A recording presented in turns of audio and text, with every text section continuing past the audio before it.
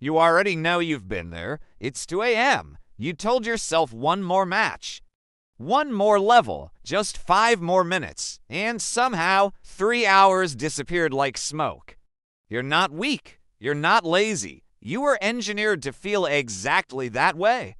And the people who built the game you love knew precisely what they were doing before a single line of code was ever written. What you're about to hear isn't a conspiracy theory. It is a documented, researched, and in some cases legally challenged reality. The biggest gaming companies in the world have been using these systems against your brain for decades. And once you understand exactly how this machine works, you will never look at your favorite game the same way again. Let's start with the foundation of all of this, because none of it makes sense unless you understand what's happening inside your skull. Your brain runs on a chemical called dopamine. Most people think dopamine is the pleasure chemical, but that's actually a popular misconception. According to research published by neuroscientist Dr. Wolfram Schultz at the University of Cambridge, dopamine is not released when you receive a reward. It is released in anticipation of a reward. That is the single most important sentence in this entire video. Dopamine fires when your brain thinks something good might be coming, not when it actually arrives. This is why the moment before you open a loot box feels more exciting than what's actually inside it. This is why loading into a match gets your heart rate up before anything has even happened. The game hasn't given you anything yet, and you're already hooked. The designers know this. They built the entire reward architecture of modern games around this single neurological fact. Now let's talk about the man who basically handed game developers the blueprint for all of this. His name was B.F. Skinner. In the 1930s and 1940s, he ran a series of experiments with pigeons and levers that changed the world in ways nobody predicted. Skinner discovered what he called variable ratio reinforcement schedules. In plain language, this means that when a reward comes randomly, unpredictably, and inconsistently, the subject becomes far more obsessed with the behavior than when the reward comes every single time. He tested this by having pigeons press a lever. When food came every time, the pigeons pressed it normally. When food came randomly, the pigeons became frantic. They pressed the lever compulsively. Even when no food was coming for long stretches. Sound familiar? That is literally the mechanic behind every loot box, every random drop, every legendary skin system in every major game on the market today. Activision Blizzard, Electronic Arts, Epic Games, and Tencent all use variable ratio reinforcement as a core design philosophy. This is not speculation. The Wall Street Journal and The Guardian have both published investigative reports confirming that major game studios employ behavioral psychologists and neuroscientists directly on their game design teams specifically to optimize these reward loops. These are real people with real psychology degrees, sitting in real offices, designing the exact moment your dopamine spikes. Now, if you're finding this information valuable and you want to keep understanding the systems built around your attention and your decisions, subscribe to the Inventor realm right now. Hit that subscribe button. Turn on notifications, because we break down these kinds of deep, uncomfortable truths every single week. This channel exists for people who want to understand what's actually happening beneath the surface of the things they interact with every single day. Back to the psychology. Let's talk about one of the most powerful tools in the modern game designer's arsenal. The concept of the sunk cost loop. This is a well-documented cognitive bias described extensively in behavioral economics research, including work from Nobel Prize-winning economist Daniel Kahneman. The sunk cost fallacy is the tendency for humans to continue investing time, money, or energy into something simply because they've already invested so much of it before, even when the rational decision would be to stop. Games exploit this relentlessly. Every battle pass you buy locks you into a season. Every hour you pour into leveling a character raises the emotional cost of quitting. Every rank you grind toward makes walking away feel like losing everything you worked for. The game hasn't gotten better. You haven't gotten more fun, but you feel trapped. Because the exit door now feels like a personal failure. Riot Games, the company behind League of Legends, has a champion system with over 160 playable characters, each requiring either significant time or real money to unlock. Research from the journal Computers in Human Behavior found that players who had invested more resources into unlocking champions reported significantly higher compulsive play behavior, regardless of whether they were actually enjoying the game. They weren't playing because it was fun. They were playing because they couldn't psychologically afford to stop. Let's move into the social engineering layer, because this is where things get truly sophisticated. Humans are hardwired for social belonging. It is a survival instinct baked into us over hundreds of thousands of years of evolutionary history. Game developers don't just know this, they weaponize it. Guild systems, squad mechanics, clan wars, friend lists, online leaderboards, these are not just features.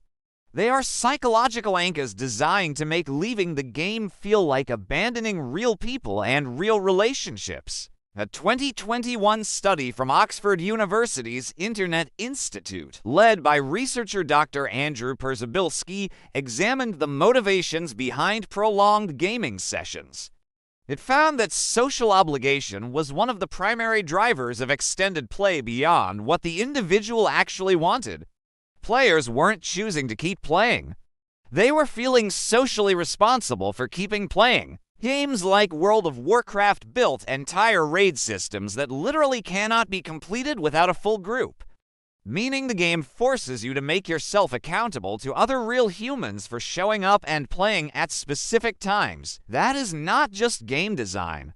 That is a social contract engineered to keep you logging in on a schedule whether you feel like it or not. And then there's FOMO, the fear of missing out, possibly the most aggressively deployed psychological weapon in gaming history.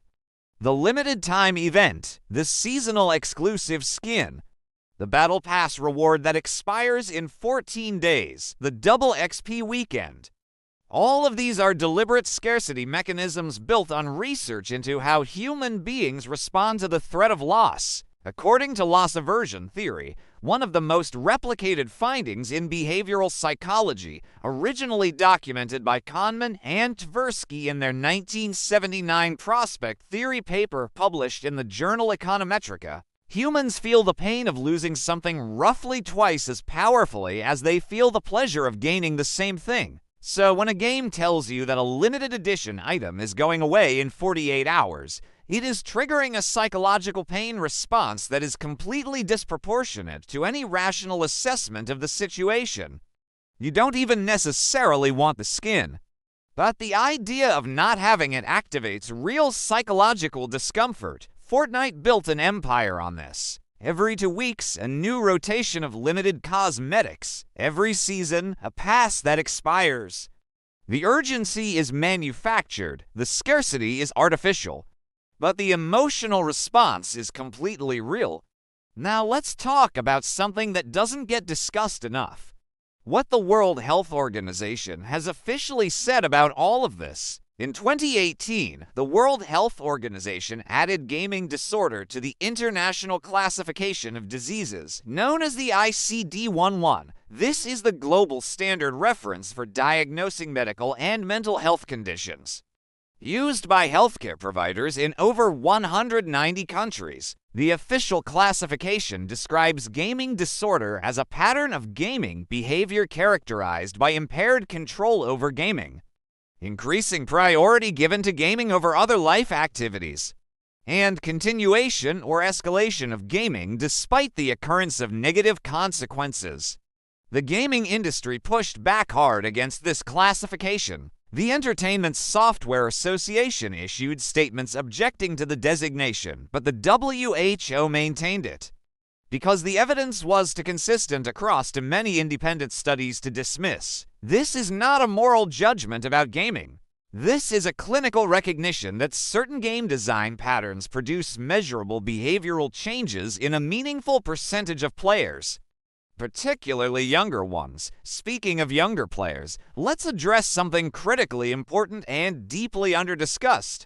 The demographic most vulnerable to all of these psychological mechanisms is adolescence. The developing brain, specifically the prefrontal cortex, which is the region responsible for impulse control, long-term decision-making, and the ability to assess consequences, does not fully mature until approximately age 25. Research from the National Institute of Mental Health confirms this developmental timeline. This means that teenagers playing these games are doing so with the decision-making hardware still under construction. Game companies know their core demographic. They know that engagement patterns established in adolescence create lifelong user behaviors.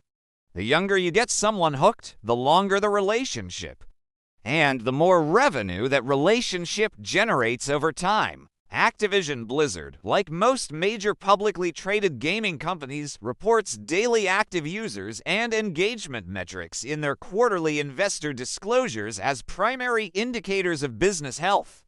Engagement is the clean word. What it actually measures is how effectively they've captured your attention and kept it inside their product. There is also a growing body of research around what's called flow state exploitation in games.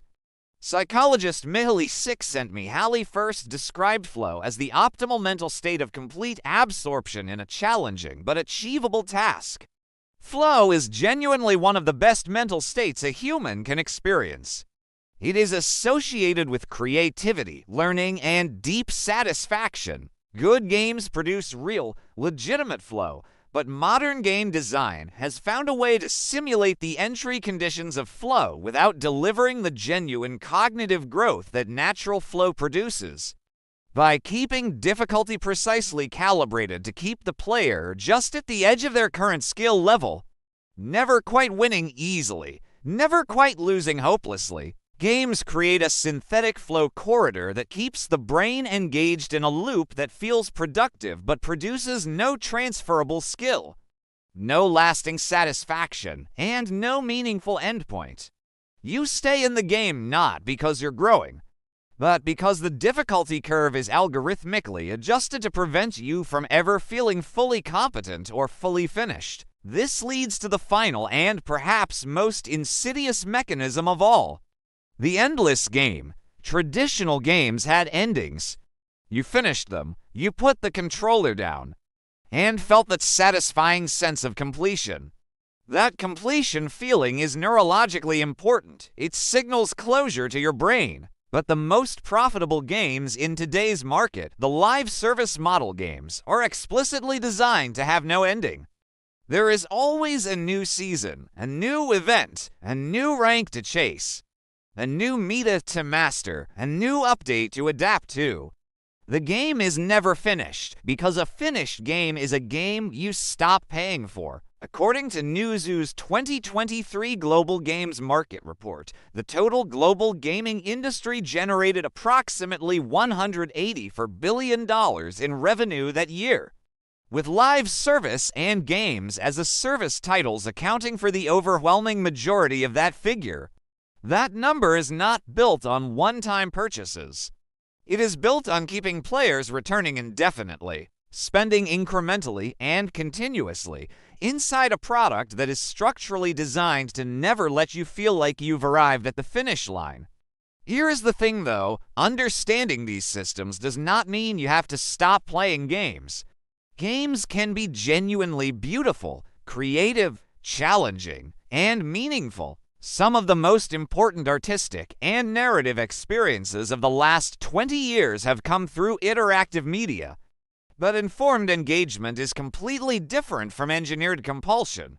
When you know that the loot box is a Skinner box, when you know that the FOMO timer is artificial scarcity, when you know that the social obligation mechanic is a retention tool, you can make a real choice. You can decide what your time is worth, who gets to have it, and under what terms.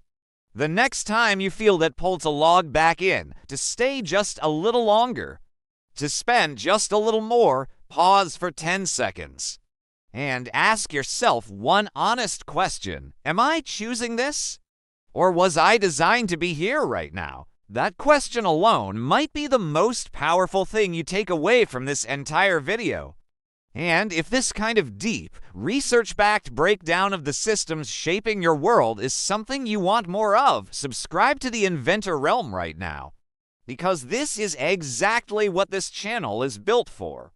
Every single video is grounded in real research, verified sources, and honest explanations of the invisible architectures that run the modern world. Your attention is the most valuable thing you own. Make sure you're the one deciding where it goes.